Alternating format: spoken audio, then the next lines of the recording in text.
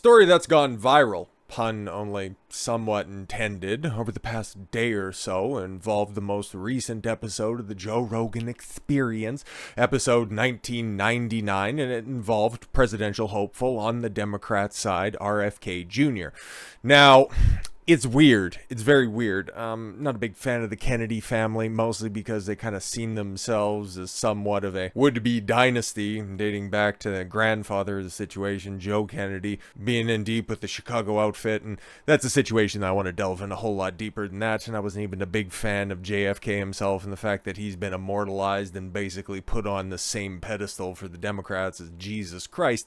It kind of makes me a little bit sick to my stomach, but RFK, if he was a person of any other political family, he wouldn't be getting the smoke at all whatsoever. And you listen to him talk, and I've heard him a couple of different times. He's kind of intolerable to listen to talk, just his vocal intonations. What he's saying, it's actually pretty decent stuff. It's really good stuff. I like a lot of his policies and a lot of the hardline stances that he takes on things. First and foremost, when it comes to the jab, can confirm, you can go all the way back years ago at this point in time. I did a video when him and a bunch of other people got deplatformed. Him specifically was involving Instagram. And he's been keeping it 10 toes down with the coof, with the jab. So yeah, I definitely support him when it comes to that aspect. But I would just like to ask those other people that are out there if they could just divorce themselves from their emotions for a moment and listen to the policies of this man and another presidential candidate. Is there any real differences except for party affiliation and quote unquote too much baggage of the other person that's out there? You know exactly who I'm talking about. The only two people that are on the ticket that have a shot in hell of being anti-establishment, it's Kennedy and T-Money. But no. RFK Jr. is the much easier candidate to support for all of the midwits that are out there. Oh, he's a Kennedy and they're all good people. Oh my God. Those are the same people that don't want to discover the uncomfortable truths about Lincoln. They just want to go ahead and, I got to see a Kennedy ascend to the White House in my time. How fantastic. America was built on getting away from a monarchy, and now you want to reinstall one? Great, fantastic stuff. But Trump being slighted by the system is a bridge too far. But like I said, nothing against RFK at all whatsoever. He's definitely, to rank the different political candidates that are out there, obviously, right up at the top, it's Trump, and then...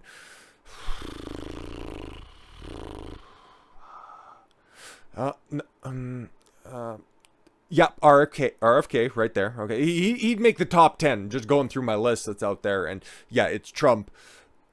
And then at about 8 or 9, then it's RFK. Like, nobody's close. Nobody at all is close, okay? And then probably right underneath RFK, it might be Vivek. I kind of like him. He's a little bit of a wild card, and he's definitely going to tear it up on the debate stage. And then the rest of them, yeah, I don't really care, okay? Everybody else is kind of burnt the rest of the goodwill, looking squarely at you, DeSantis. So it'll be very interesting going forward if we do end up getting some sort of a primary situation, depending on which polls the Democrats want to cherry pick in order to make sure that RFK or anybody else doesn't debate Biden in any form or fashion.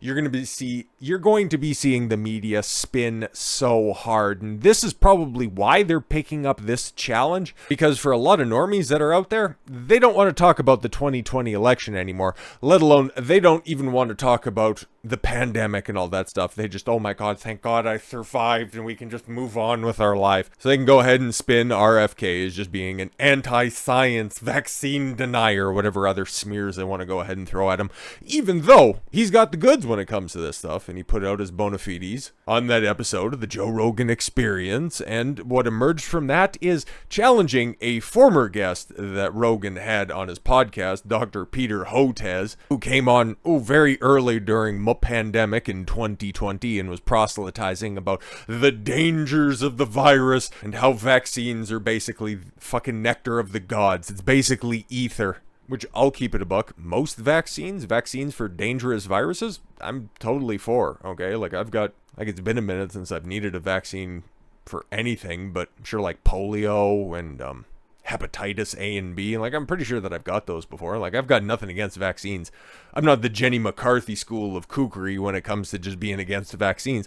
Totally fine with that. I just got a bunch of questions, and if you want more in-depth information on that, just go to the Rumble page. During the week, back when I used to have the second channel on YouTube before that one got yeeted for no good fucking reason at all whatsoever. Still do content over there exclusively on Rumble, where we go probably at least once or twice a week to talk about jab-related stuff. I don't know what the ever-shifting policies are when it comes to YouTube and discussing this stuff, so I just want to specifically talk about this debate that isn't going to be happening. Not at all whatsoever. Because the expert side, the science TM side, they know that they don't have the goods. They know that they don't have the facts on their side.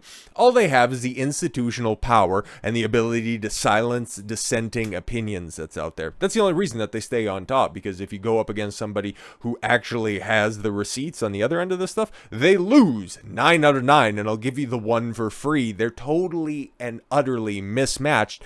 That's why this is never going to happen. But let's see how it all developed here so far. Podcast host, Joe Rogan challenged vaccine researcher Dr. Peter Hotez to debate presidential candidate and anti-vaxxer Robert F. Kennedy Jr. after he criticized the Democratic presidential candidate for doubling down on his controversial stance on the Joe Rogan Experience last week. Rogan pledged to donate $100,000 to a charity of Hotez's choosing, which, that's just bitched up frame right there. Just say that $100,000 to the winner of the debate's choosing, or to just a neutral charity. How about that? Instead of just capitulating to his frame, putting the ball in his court. That's why this is never going to end up happening. All you need to do is just continue to poke the bear and mock at him. But everybody has their different tactics. Choosing, yes, if he agreed to appear with the political scion who has launched a long-shot bid to dethrone President Biden in the 2024 Democratic primary. You see, just by that paragraph right there, you already know the attack vector when it comes to RFK. Oh, he's a kook. He's an anti-science kook, and President Biden is great and fantastic, and God save the Queen. Fucking Christ. Rogan's challenge, which has since been viewed over 25 million times. That's on Twitter, not on his podcast. Nobody really knows the numbers when it comes to Spotify, but trust me, he's still very popular. Prompted Hotez to respond in a now deleted tweet, which turned into a back and forth exchange. Be serious, Joe. That's what you throw for your hunting buddies on a weekend, Hotez said. A $50 million endowment, which you, Spotify RFK Jr., can easily afford. Sorry, what? See, this is why you don't put the ball in his court, because then he can go ahead and demand all of these ludicrous stipulations. Oh, you guys are so rich, and if you actually cared about the science, if you guys actually cared about truth, you'd be able to empty your coffers so much more than the $100,000 that's up there. My time isn't even worth that. Not for me, but so we can continue making low-cost, patent-free vaccines for the world's poor. Oh, see, he's the good guy that's out there, even though you take a look at some of his prior statements, and this guy's been one of the most evil motherfuckers doctors to come along since Mengele, preceded by RFK Jr.'s public apology. For fucking what? Twitter owner Elon Musk chimed in saying Hotez hates charity, while Kennedy agreed to respectful, congenial, informative debate the American people deserve. That's not the voice of a president. Sorry, RFK. Great policy and all that stuff. It's just a little tough. For all the online attacks I'm receiving about this absurd podcast, just go ahead and downplay something. It's clear many actually believe this nonsense, Hotez tweeted on Saturday. See, that's why Joe, you fucked up, but I didn't expect anything less from him. Along with a Vice News article claiming Spotify was no longer monitoring Rogan's vaccine misinformation. Okay, so this guy's supposed to be an arbiter of truth, but he's out there citing Vice fucking News for reference. Like, I'm not the biggest fan of Rogan. He fell off for me precipitously in about 2017, 2018, about the same time that the rest of his intellectual dark web buddies started to go into rehab and then lose their fucking minds looking at you, Sam Harris, or out themselves as being outright neocons. Hi there, little Ben. Including the conspiracy theory that vaccines cause the tism. Yeah, that's that old school Jenny McCarthy shit. There's so many easily explainable reasons as to the rising rates of autism, but I'm sure that he's lumping everything together. after Kennedy's interview on Rogan's podcast. Yeah, they talked about a lot of things. It's just you have a problem with certain things, and this is what these assholes do. They cherry pick different things that you say in a very long and drawn out podcast. Oh, see, he's the kook because other people say things about vaccines, and he says something about vaccines, and see, that entire group's crazy, and it's not even worth my time. CDC says there's no link between vaccine and autism. All right, well, I'm gonna have to go back and revisit my stance. It's a joke, you fucking censors at YouTube. During Rogan's interview with Kennedy, released Thursday, Hotez was brought up as a point of discussion as the podcast host criticized the doctor for previously saying he did not take basic measures to help boost his immune system. And that clip is going around a lot when Rogan asks, so do you exercise and take vitamins and all that stuff? And then he just downplayed it. It's like, no, don't worry, science will take care of me. Good stuff to have a conversation with somebody who doesn't take vitamins and is telling you you have to take medication. Is like, this is a crazy conversation. Rogan said to Kennedy about his April 2020 interview with Hotez. I thought it was very, very early in the pandemic. I just didn't realize it was that early. During his appearance, a former Fear Factor host, that's all. Why don't you go with current UFC commentator, analyst, something that he's actually reasonably decent at. Host grilled him over his personal health and lifestyle decisions, which we have seen in a whole bunch of other research as well, can lead to favorable outcomes if you do in fact get infected. Hotez conceded, I'm not as conscious about my diet as I should be. I'm a junk foodaholic. Yeah, of course. Like, have we seen a picture of this little fuck so far? Because he looks like that's RFK, who's in very, very good shape for his age. I know that he's not 70 or something like that. He just kind of looks and sounds like it. But no, he's in good shape, all things considered. And then there's the expert. That's one of the authority figures, unironically wearing a fucking bow tie. Only actors and panel van enthusiasts wear bow ties. It's fucking weird. Hotez, the director of Baylor College of Medicine's National School of Tropical Medicine, said he would be happy to come on and clear the air, just by himself though. Rogan's cleared that up, while also extending a counteroffer to Musk, inviting him to visit his vaccine laboratories and learn more about our work. Just not in public or anything like that. You can post pictures afterwards, but I don't want to have a discussion. I just want to show you what we're doing uncritically. Don't ask any questions. Follow the science. Believe the experts. Rogan, calling the response a non-answer, voiced his displeasure with the doctor calling him out instead of reaching out privately. Exactly, because he has no intentions in backing up his opinions, which is why it's a waste of everybody's time to engage with this little fuck.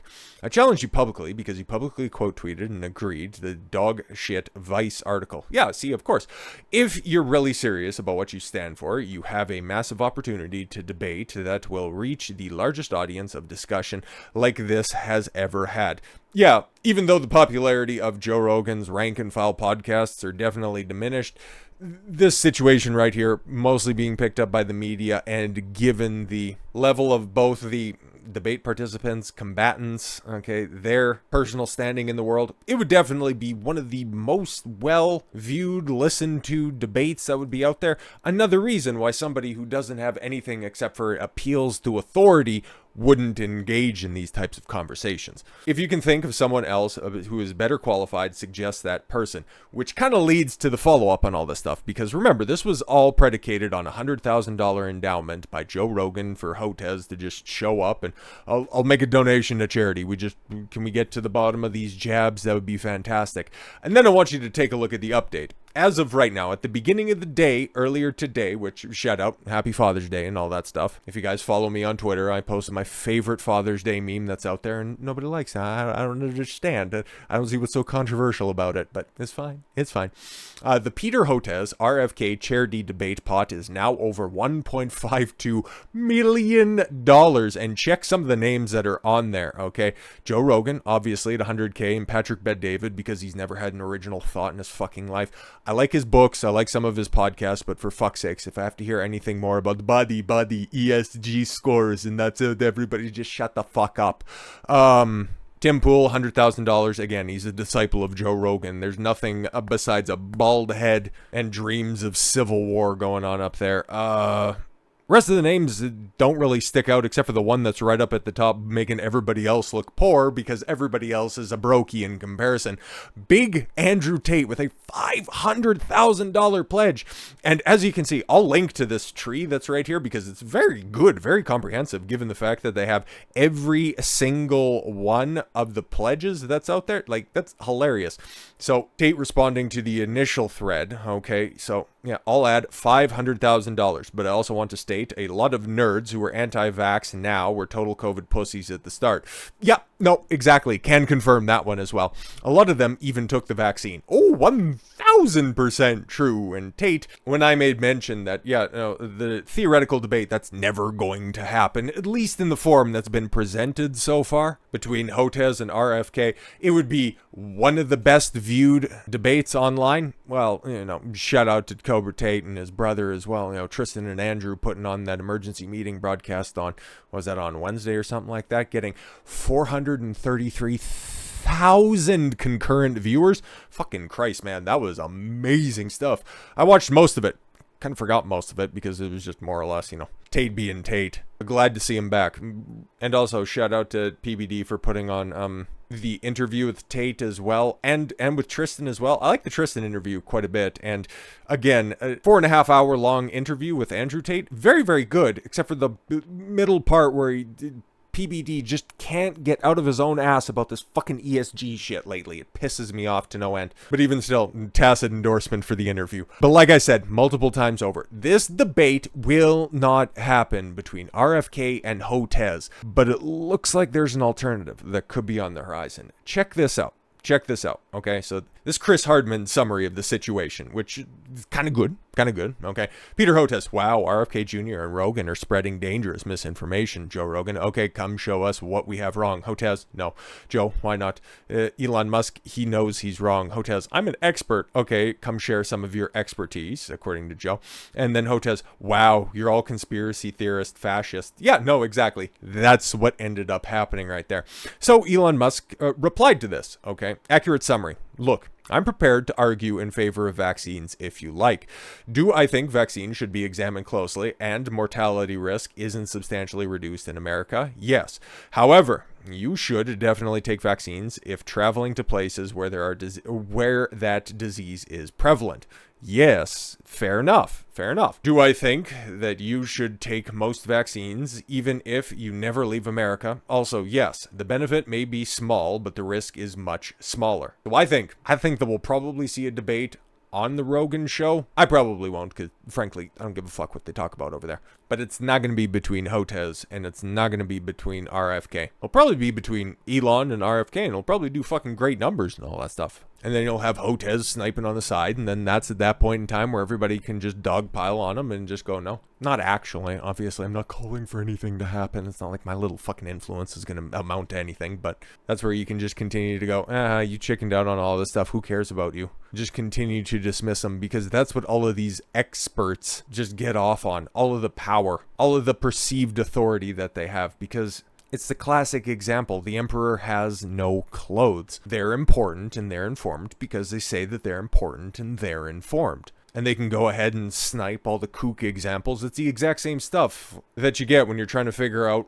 what went on with other big conspiracies that are out there. Shout out to F&F for putting on Ryan Dawson and exposing the stuff with 9/11. Like, they got the actual documents, the news reports. They have the actual information that's out there, and they're going through it systematically. There's nothing about, painting steel beams with thermite and jet fuel doesn't melt steel buildings. It's like, no, man, the information's there if you want to go find it. And that's why everybody takes a look at anybody trying to get to the bottom of 9/11, not thinking that, it was just 19 brown guys with box cutters who just randomly on one day decided that they were going to go ahead and, cause random acts of terror that would end up leading to the invasion of Afghanistan and Iraq. Meanwhile, those guys were actually Saudi Arabian, and if you take a look and you start to follow some money, then you end up getting into some very tough situations. But no. Just continue to focus on holograms, free fall speed, and a whole bunch of other goofy shit. That's what you're getting with the vaccine side of things. Oh, there's graphites and 5G and viruses not exist. Like, what the fuck are you guys even talking about? There's actual information right there. That's what RFK RFK has. That's what Hotez doesn't, and that's why one's a scared little bitch. So with all that said, thank you all very much for the gift of your time. I've been Don Consuelo. I want you to follow your gut and get after it. Take care, everyone.